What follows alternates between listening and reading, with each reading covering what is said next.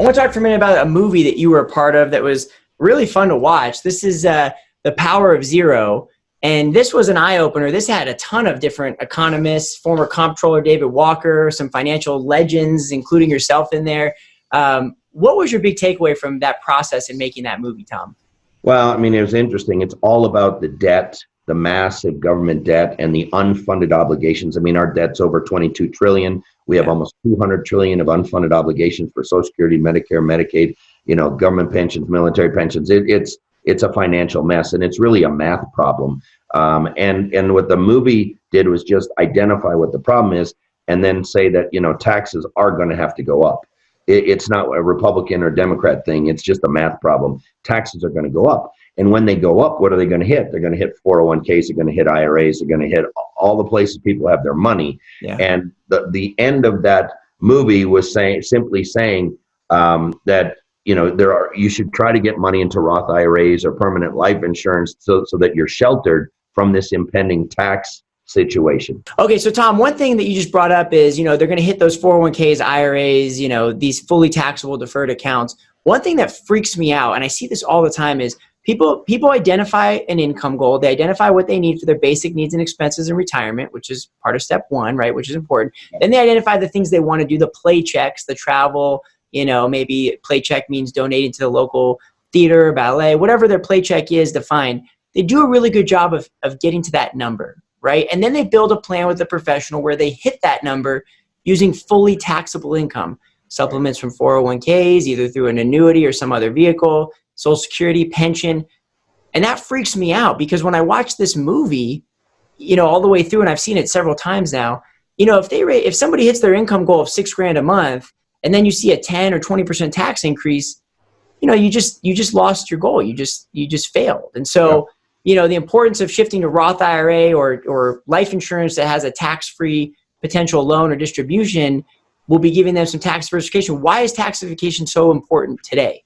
Well, tax diversification is critical because most people right now have almost all their money in pre-tax. They have an IRA, 401k, profit sharing, and all that stuff is going to be taxed. It's going to be taxed 100%, and they are going to raise taxes. And so what I say is, your entire life, you've talked about asset allocation, diversification of risk and everything. Well, you got to tax diversify too. That means you got to put some, I'm not saying all, but put some money in a tax-free bucket. Convert some IRA or 401k into a Roth IRA. Put some money into permanent life insurance that can be taken out of retirement tax-free. Because let me tell you what, I've been around now for 50 some odd years and I've seen presidents come in, raise taxes. I've seen presidents come in, they cut taxes. Well, guess what? When they raise taxes, guess what you can do? You take money out of your tax-free bucket. When they cut taxes, then you can take money out of your taxable bucket. But if all you have your money is in pre-tax, and we got all this debt and all these things are going to happen, I mean, it's going to be a disaster for a lot of people. And another big disaster that people don't see is Medicare premiums are going up. And I've seen projections. They're scary. I mean, super scary. That for higher income people, 100% of their Social Security benefit will be eaten up by Medicare at some point. And it's not that long in the future. I mean, I'm talking 10, 12, 15 years where for the higher level people that they're going to get zero tax Social Security. It's going to all pay for their Medicare. And so I'm telling you, there's some scary things out there. And that's why you need to be diversified, not just with investments, but also tax diversified.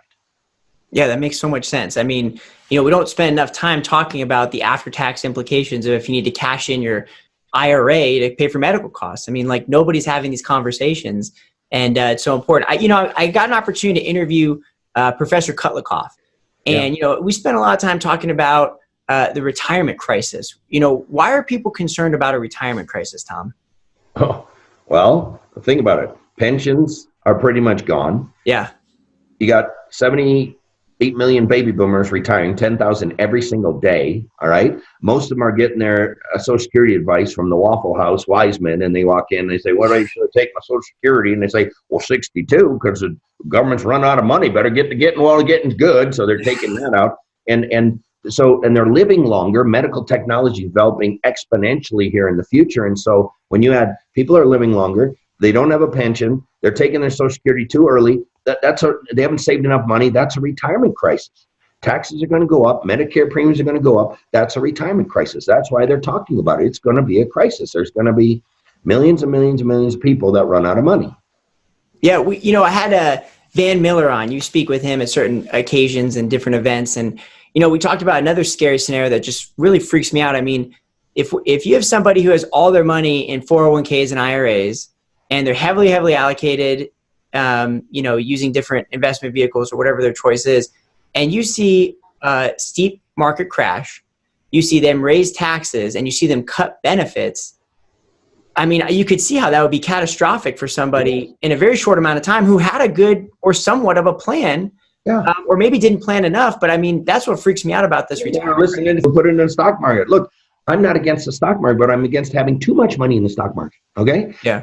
What you've got to do is you've got to be balanced so that you can be guaranteed you'll never run out of money, and only an annuity can do that. So you got to have some of that, right? And then that allows you to actually take a little more risk if you want to in your portfolio to protect yourself against inflation. Then you got to have a plan for long-term care. And most people want to leave a legacy to their kids or grandkids of some amount of money. But instead of leaving them money and denying yourself a retirement, spend every last penny you got, leave them life insurance. Buy a life insurance policy for pennies on the dollar to go to the kids and grandkids, and then spend your money. But the problem is people don't know how to spend it. And if you're in the market and the market's crashing, I'll give you an example. People think that, markets go up and down, but over time they always go up. Well, that's fine if you're in your 20s and 30s and you dollar cost average in the market, you close your eyes and you wake up on your 65th birthday, you're rich. Hey, it worked. Great.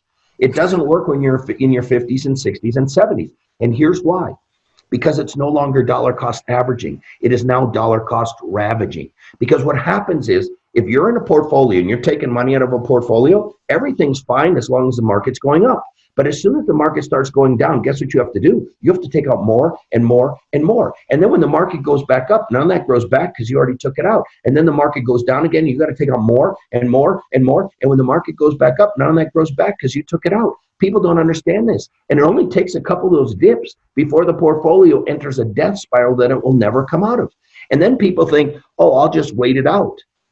Does anybody remember the lost decade? That just happened about 10 years ago, where for 10 years, the market did not go up. The Japanese market has been down for over 30 years. Now think about that poor Japanese guy. He was taught markets go up and down, but over time, they always go up. He was 65. He had a diversified portfolio. Market crashed. He's now 95. 95. The market never came back. Except here's the deal. He never made it to 95. He didn't even make it to 70 because he died of the stress and running out of money. See, people don't understand that can happen here too. Japan was going to take over the world in the 80s. They were buying Pebble Beach. They bought Rockefeller Center. The market's been down for over 30 years. Yeah, that's just absolutely frightening. And that's one of the things that I have such a trouble time explaining at live events, because it's very hard to prove to somebody who's been taught that their whole life that average returns matter. You can make 10% a year and pull out 5 and have no problem. And then you talk about, Tom, in your teachings where, look, you just talked about that whole thing, how average returns don't really matter once you transition to retirement, because you're pulling from that portfolio and enters in the order of returns and sequence risk. And that is such a difficult concept, but such an important concept for somebody who's trying to retire without an annuity to give them that guaranteed income for the rest of their life. You just explained it, but I saw you once on a program where you talked about, I know we don't have your slides up, but you talked about 2 guys, and you talked about this in Paychecks and Playchecks too. They both averaged 10% return, but one retired, and then they ran out of money. Can you kind of go over that example and see if we can simplify what sequence risk is and why it's so devastating for people that don't understand it? Yes. So in Paychecks and Playchecks, you give an example of 2 guys vested back in 1973, 50% stock, 50% bonds. They averaged 10.1% a year for 22 years. And the guy who was saving and investing, it didn't matter if the market went up early or went down late, because he averaged 10.1%. He wound up with a bunch of money. But the other guy retired in 1973, and his broker told me he could take out 5% per year. Well, guess what? He was dead broke. Now, how can you average 10.1% for 22 years, only take out 5% and go dead broke? People don't get it. They don't understand it. It's hard. What the first couple of years, the market went down, down, down. And he was taking out more and more and more. When the market went up, none of that grew back. And then the market went down again. He took out more and more, and he ran out of money because the portfolio can enter a death spiral, and people do not understand it. They just think, well, if you average 10.1% a year, certainly you can take out 5. No, you can't. The Morningstar says the safe withdrawal rate is 2.8%. And people just, it doesn't make sense to them, because if you're averaging 10 or 12, how come you have to only take out 2.8? It's because of this sequence of returns risk. And that's why if they would put some money in annuity, they could be guaranteed 6, 7, 8, 9, 10, 11, 12% guaranteed for the rest of their life without that sequence of returns risk. But they don't want to do it because it's an annuity. It's just an educational process is what it is. Yeah, that makes sense. Getting a better educational process. And that's what this organization is devoted to, is just creating a more educated, more informed consumer so they can make better choices than relying on, the 15-second soundbite commercials, which were really never meant to be financial education. They were just meant to hook you and sell you on something. Right.